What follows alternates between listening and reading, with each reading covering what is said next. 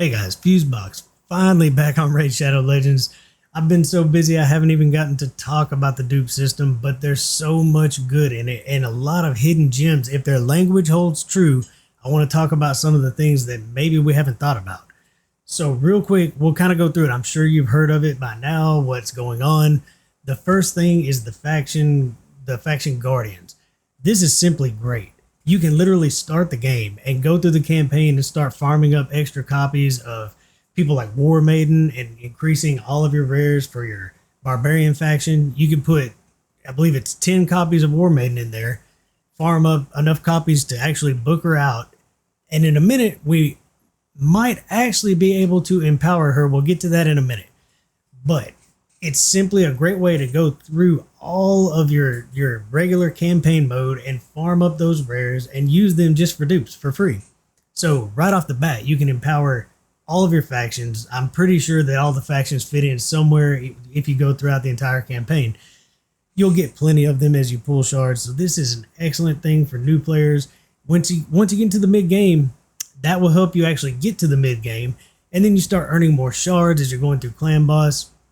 This just means you're going to get more and more dupes of epics, because I promise if you stick with this game, you will get plenty, if not almost all of the epics. Some of the voids are tough, but you will get tons of epics.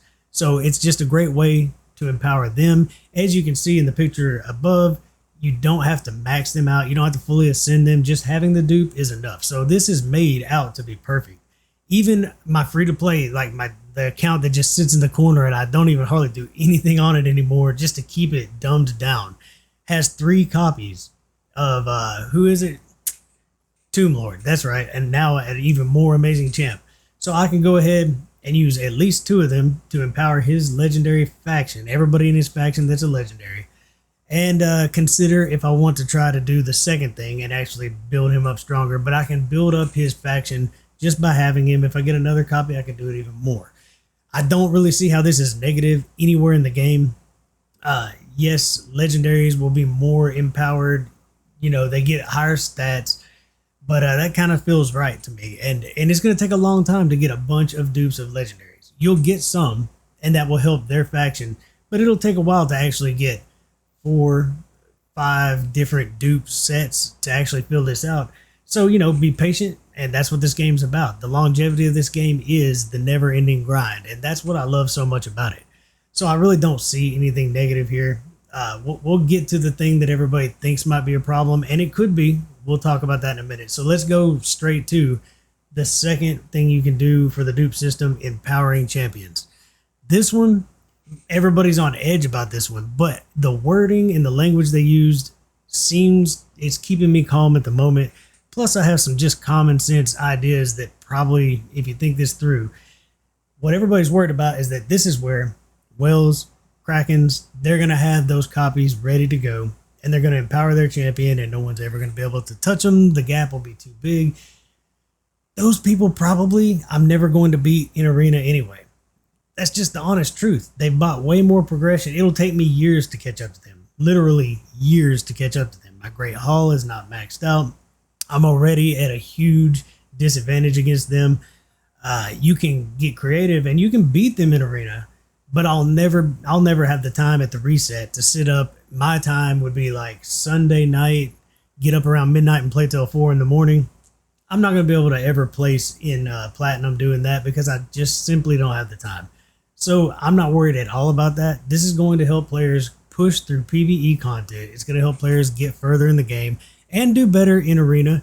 Yeah, some people will be lucky and have just the right dupes to be a little bit stronger, but this is how many people are honestly in the average player community going to be able to empower their champions. And before you do this, you'll probably want the permanent upgrade for all of your factions.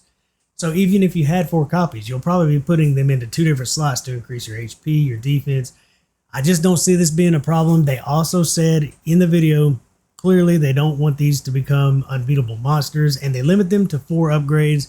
So there seems to be, even if they're off on this and they are a little overpowered, I think that they will probably come in and try to tweak that and keep it manageable, because they clearly have this in mind. They know that people are worried about it.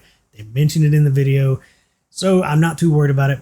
for several reasons, to be honest, but it's just another way. If you could have 10 dupes, if they're all the same person, you could use all 10 just to empower their faction. Then you would have to have 4 more copies to upgrade them. I think this would be your last choice. As an average player, at least, your last choice is using the empowerment. Hopefully it's not way overpowered. We'll have to wait and see, but their wording lets me know that they're at least watching out for that. So a lot of times they do get it wrong because the players actually find ways to capitalize on things like this. So we will see, but I think that they'll tone it down if it's overtuned. So let's get to the third way, the unbinding. I've even heard a couple of not negative comments, but you know, I think this is a great idea too. It's kind of, in a way, it's in part what we all hoped there would be. Some kind of system where you could actually get a trade in, tear down so many dupes, get a new hero. It is a smaller pool than what, you know, I just don't see them ever letting you pick any legendary you want for tearing down so many other legendaries, because in the end, people would stop spending money. They could literally get every champion in the game, even focus the ones they want to empower, and then they would just be done. They would just be done. But they have some amazing champions in here. And if you've already got them all, do you have enough dupes to empower them fully? There's a good reason to tear down dupes if you are really late game and go ahead and buy the ones that you want, even if they're dupes, to empower these amazing champions. Also, not mentioned is they said in the video, with the holiday season coming, we've got Sir Nick showing up. So there's 2 things that sounds like to me. One, this will be out before the holidays. That sounds pretty much clear and obvious to me. So within the next couple months, we may get to dive in and see how this all works.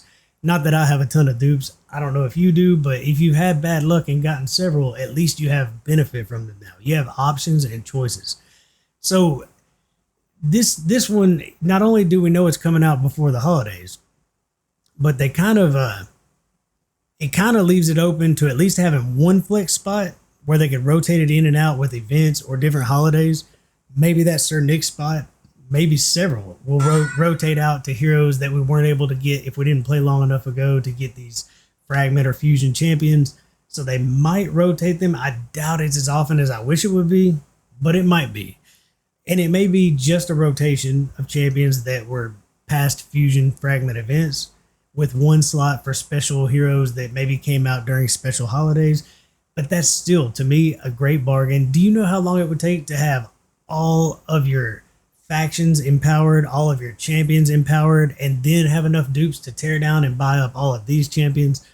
Pretty ridiculous. Now, if you're spending $20,000 a year on the game, you might be in a position to use this, but it seems like it's good for everybody. So my quick thoughts on this, I definitely want to hear yours. I really don't have any concerns as long as they hold true to the wording I heard in here. That would be an amazing way to help make these rares really strong for when you're pushing content. They're already good heroes, but that will help you use those rares to get better gear and hopefully start farming more shards so you can move on to epics and eventually legendaries. I appreciate you sitting through it. I really do want to hear all of your comments below, and until next time, enjoy the grind.